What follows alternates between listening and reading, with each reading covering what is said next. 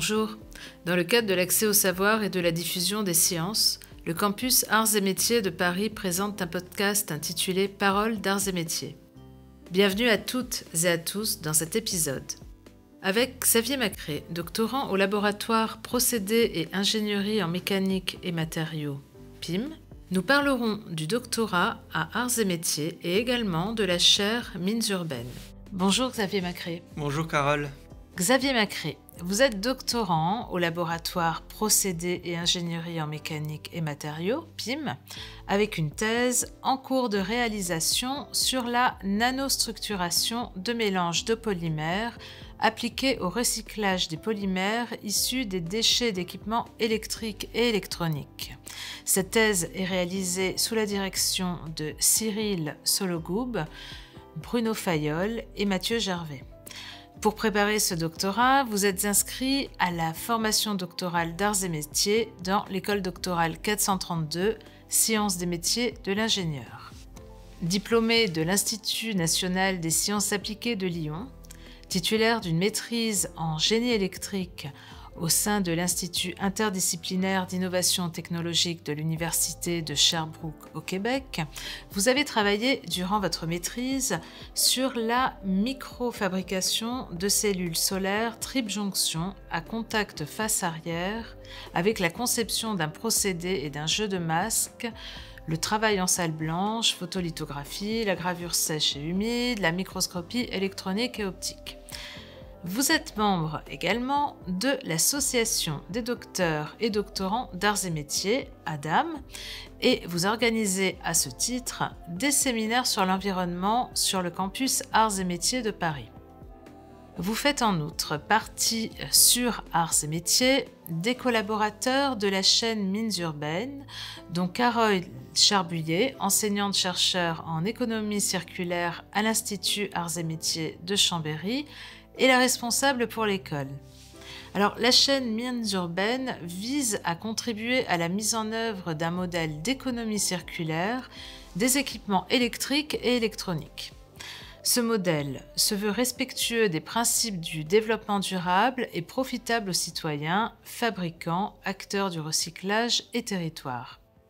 La chaîne Mines urbaines travaille avec 3 écoles partenaires. Mines ParisTech, Chimie ParisTech et, comme je viens de l'indiquer, Arts et Métiers. Merci Xavier Macré de nous avoir rejoints pour ce podcast et bienvenue. Merci à vous de votre invitation. Alors, pourriez-vous, pour commencer, nous en dire plus sur votre parcours avant d'arriver à Arts et Métiers ? Oui, bien sûr. Alors, comme vous le disiez dans l'introduction, j'ai fait une école d'ingénieur à Lyon, l'INSA, dans laquelle je me suis spécialisé en génie des matériaux et j'ai suivi ça par un double diplôme qui s'est déroulé au Québec, à Sherbrooke. Et donc là-bas, j'ai fait un projet de recherche de 2 ans et demi sur la fabrication d'une technologie spécifique de panneaux solaires. Plus particulièrement, je fabriquais les cellules photovoltaïques, donc la partie active du panneau. Et maintenant, donc, je suis arrivé à Arts et Métiers dans le laboratoire PIM pour un projet de thèse qui porte plutôt sur le recyclage des plastiques issus donc, de ces déchets d'équipements électriques et électroniques. Donc on pourrait se demander comment on passe comme ça d'une maîtrise de génie électrique au recyclage des plastiques. Et en fait, l'INSA m'a permis d'avoir une base théorique assez solide pour travailler sur différentes classes de matériaux.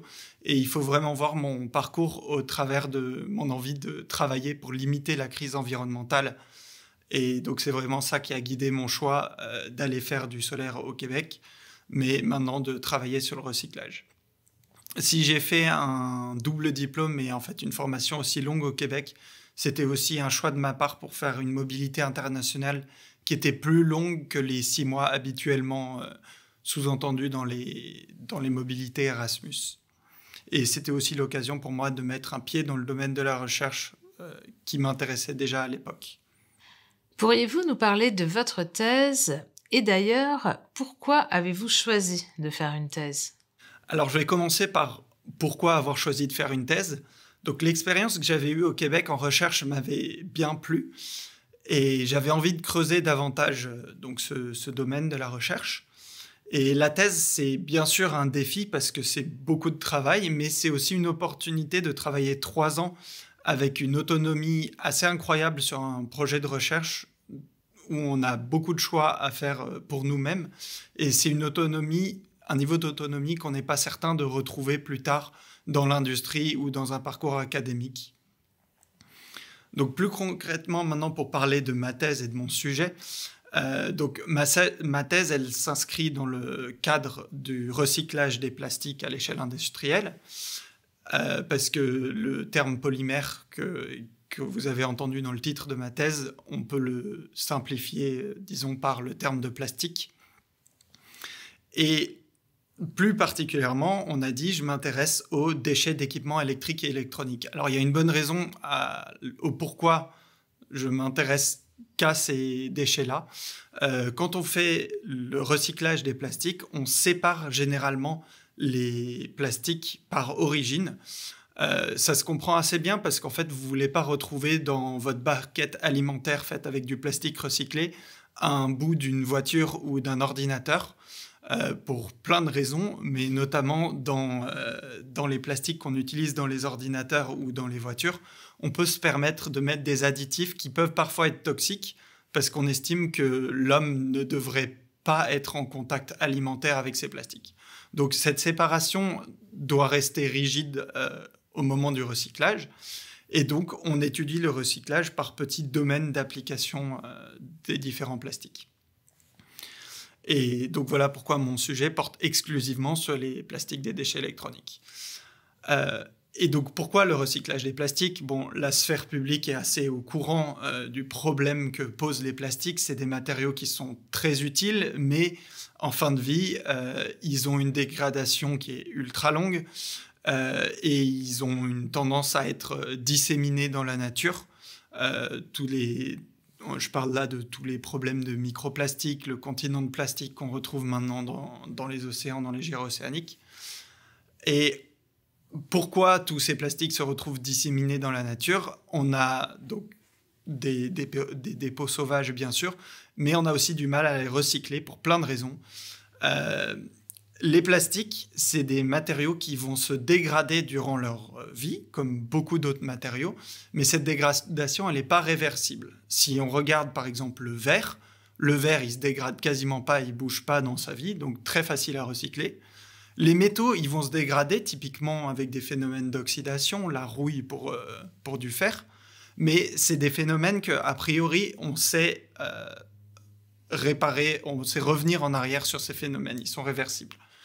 Pour le cas des plastiques, c'est vraiment une atteinte qui est chimique à l'échelle de l'atome et on n'arrive pas à revenir à un matériau neuf. Et en plus de ça, il y a un certain nombre de défis dans ce qui est les étapes de tri de plastique. Donc on va avoir plusieurs plastiques qu'on va vouloir séparer. À ce moment-là, on peut avoir des erreurs de tri qui vont générer des impuretés.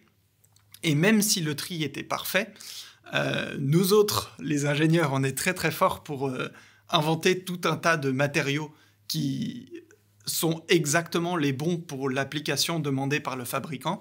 Et donc ça mène dans les plastiques à l'élaboration de très très nombreux plastiques différents. C'est des petites variations d'un même plastique. On appelle ça des grades de plastique. Et donc si en entrée de chaîne pour le fabricant, c'est très très pratique d'avoir pile ce qu'il veut pour ses propriétés. Ça veut dire que le recycleur, lui, il doit composer avec une multitude de grades différents. Et donc, il n'a pas autant de contrôle sur les propriétés de son produit fini. Du coup, ce plastique recyclé, où on contrôle moins bien les propriétés que dans le neuf, les recycleurs vont développer toute une approche d'amélioration. On entend parfois le terme upgrading, pour essayer de ramener les propriétés de ce plastique vers les propriétés d'un plastique neuf, ou en tout cas pour que ce soit compétitif. Donc c'est dans ce cadre-là que ma thèse s'inscrit. J'essaye donc d'améliorer les propriétés du plastique recyclé en mélangeant deux plastiques recyclés ensemble. Et quand on mélange deux polymères, en général, ça forme un mélange non miscible. Donc c'est l'image de l'huile et de l'eau ou de l'huile et du vinaigre dans la sauce salade. On va avoir deux phases à l'échelle microscopique dans notre matériau. Et donc, ces deux phases, ces deux matériaux qui sont séparés, ils peuvent s'arranger selon différentes formes à l'échelle microscopique, et la forme de ces phases a une influence majeure sur les propriétés de l'objet fini. Et donc, c'est là que vient l'aspect nanostructuration que vous avez entendu dans mon sujet. J'essaye de contrôler jusqu'à l'échelle nanoscopique, donc on parle du millionième de millimètre, la forme de ces phases et leur arrangement pour améliorer les propriétés de mon plastique. Donc, à la lumière de toutes ces explications, je vous redonne mon sujet de thèse, donc nanostructuration de mélanges polymères appliqués au recyclage des plastiques issus des D3E. Donc maintenant, j'espère que ça prend son sens, donc j'essaye de contrôler à l'échelle nanoscopique l'arrangement de ces phases pour 2 plastiques sélectionnés parmi ceux qu'on trouve dans les déchets d'équipements électriques et électroniques, afin d'améliorer leurs propriétés et les rendre plus attractifs, et donc par là même permettre leur recyclage.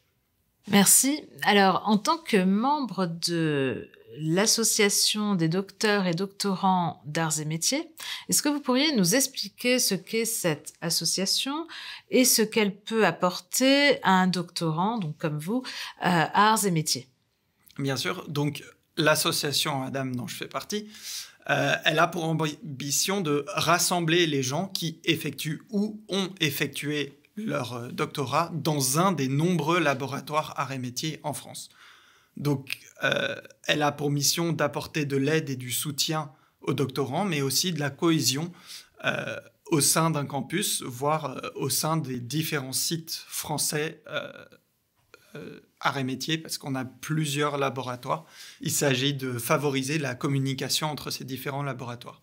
Donc le soutien, il peut prendre plusieurs formes. Par exemple, on est en train de travailler à l'élaboration d'un annuaire pour qu'un doctorant qui arrive en fin de thèse ait la possibilité de contacter un docteur qui est peut-être déjà installé en industrie ou en académique et lui poser des questions peut-être sur son parcours.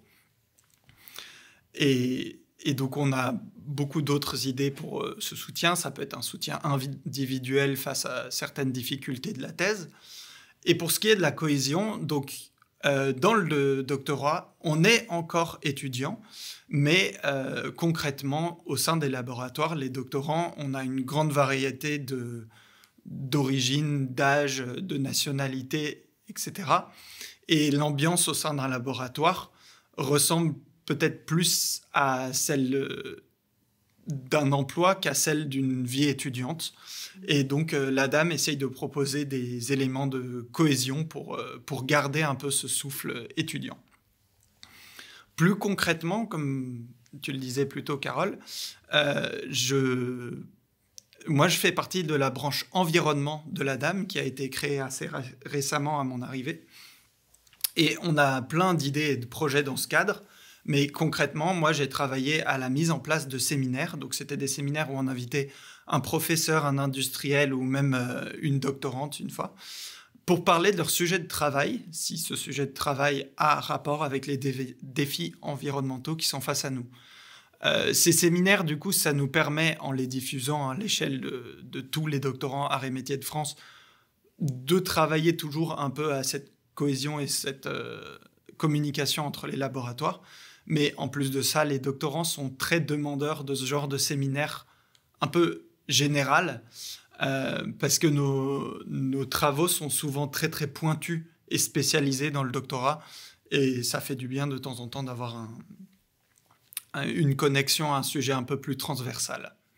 Qu'est-ce que la chaire mines urbaines dont vous faites partie dans le cadre de votre doctorat? Donc, je propose d'abord de s'arrêter sur le nom de cette fameuse chaire, parce que je ne suis pas sûr que l'expression mines urbaines soit nécessairement claire pour le grand public. Donc, cette expression, en fait, elle part du constat que beaucoup des matériaux rares qu'on va chercher, et plus spécifiquement les métaux en général, qu'on va chercher par opération de minage dans la nature, ils sont souvent très peu concentrés dans les roches où on va faire ces opérations de minage. Et pourtant, on en utilise beaucoup, typiquement dans les équipements électriques et électroniques, mais dans tout un tas d'objets technologiques autour de nous. Et donc, certains chercheurs ont constaté que la concentration de tels métaux, donc par exemple de l'or, dans nos déchets électroniques, est en fait supérieure à la concentration d'or dans les minéraux qu'on va généralement aller extraire, broyer, traiter dans les mines pour sortir quelques grammes d'or. Et donc, cette expression mines urbaines, elle existe pour faire réaliser aux gens que ces tas de déchets qu'on méprise parfois ont une valeur économique assez grande. Et donc, le gisement des 3 œufs sur lequel on travaille dans le cadre de cette chaire, c'est un peu la quintessence de ces mines urbaines, parce que c'est vraiment dans les produits électroniques qu'on a la plus grande quantité de matériaux nobles ou de matériaux rares à récupérer. Et donc, la chaire mines urbaines, comme on en parlait plus tôt dans l'introduction, elle a été créée par l'éco-organisme Écosystème en partenariat avec 3 grandes écoles, Arts et métiers, Chimie ParisTech et Mines ParisTech. Et donc, Écosystème, c'est un éco-organisme qui est chargé en France de collecter une grande partie des déchets électroniques et de gérer ce flux de déchets. Vous avez sûrement déjà vu leurs poubelles à la sortie des supermarchés pour récupérer certains de vos déchets électroniques qui ne devraient pas aller dans la poubelle de votre cuisine. Comment s'articule la collaboration justement des partenaires de cette chaire ? Donc la chaire, elle organise déjà parfois des séminaires où donc les doctorants et les membres de la chaire peuvent avoir la chance de partager leurs résultats et de rencontrer les différents acteurs du domaine. Donc les industriels peuvent rencontrer les académiques à ce moment-là, par exemple. Les collaborations peuvent aussi naître entre les différents chercheurs de cette chaire. Ça a été mon cas. Je suis en train d'écrire une revue bibliographique avec un autre doctorant qui travaille à l'Institut Arts et Métiers de Chambéry et aussi aux Arts et Métiers de Bordeaux. Et donc, on est en train d'écrire un article ensemble dans le cadre de cette chaire. Et finalement, le travail du chercheur peut parfois sembler un peu solitaire et indépendant parce qu'on a un peu le nez dans notre projet, mais ça fait vraiment partie de la démarche de la recherche académique de communiquer sur nos projets et de confronter nos résultats et nos trouvailles à nos pairs. Et donc, c'est aussi une occasion de le faire au sein de la chaire. En ce qui vous concerne, quel est votre rôle dans la chaire mines urbaines ? Donc, dans mon cas, moi, je suis avant tout un doctorant et donc un chercheur pour cette chaire. Mais mon travail, comme vous l'avez compris, est assez exploratoire. Il rentre vraiment dans cette ambition d'ouvrir des nouvelles voies de recyclage pour certains plastiques qu'on a du mal à recycler. Donc moi, je dois fournir des résultats scientifiques et communiquer sur ces résultats scientifiques, donc par des congrès scientifiques typiquement, mais aussi dans des événements grand public comme les séminaires que j'évoquais précédemment. Quels sont vos projets professionnels et comment votre travail dans la chaire mines urbaines ainsi que votre thèse à Arts et métiers y participe-t-il ? Donc je finis effectivement bientôt ma thèse, la soutenance est prévue pour décembre. Alors le futur immédiat après la soutenance n'est pas encore fixé pour moi. Une possibilité très probable, c'est un contrat post-doctoral dans le même domaine, donc sur le recyclage des déchets d'équipements électriques et électroniques, pour environ 1 année, et poursuivre dans la lancée pour la suite. Donc le post-doctorat, c'est un type de contrat qui est la suite classique du parcours de chercheur académique après la thèse, comme l'indique d'ailleurs le nom post-doctorat. Et typiquement, c'est un contrat à durée déterminée, souvent d'1 an, sur un projet spécifique qui a trait au domaine qui a été exploré pendant la thèse. Une autre possibilité pour moi, par exemple, ce serait de poursuivre une voie en accord avec mes 2 projets de recherche en travaillant sur le recyclage des panneaux photovoltaïques, qui sont eux aussi des équipements électriques et électroniques. Et donc l'industrie de leur recyclage est appelée à grandir dans les années qui viennent parce qu'un panneau solaire, ça a une durée de vie d'environ 30 ans. Et donc en fait, c'est maintenant qu'on commence à voir apparaître dans les déchets les premiers panneaux solaires qui ont été mis en service il y a un peu plus de 30 ans. Et donc pour cette piste, j'ai encore beaucoup à creuser et plusieurs approches sont possibles. Donc ça pourrait être dans l'industrie, mais un postdoc est aussi envisageable. Merci Xavier Macré d'avoir accepté de participer à ce podcast Paroles d'Arts et Métiers. Ce podcast, ainsi que les suivants, est disponible sur la chaîne YouTube d'Arts et Métiers. Il a été créé sous l'impulsion du campus Arts et Métiers de Paris. Production, montage et habillage sonore, Jean-Marc Rousseau. Moyens techniques, ICIFTech. Nous remercions la Direction générale d'Arts et Métiers, sa direction marketing, communication et fundraising, le laboratoire procédés et ingénierie en mécanique et matériaux, l'Institut Arts et Métiers de Chambéry, l'ICIFTech et le campus Arts et Métiers de Paris pour leurs apports et leur soutien. N'hésitez pas à consulter le site web artsetmétiers.fr où vous trouverez des informations sur la recherche, les formations et les diverses activités réalisées à Arts et Métiers. Vous étiez avec Carole Vanoun. Merci à toutes et tous de nous avoir écoutés et nous vous donnons rendez-vous très bientôt pour un nouveau podcast.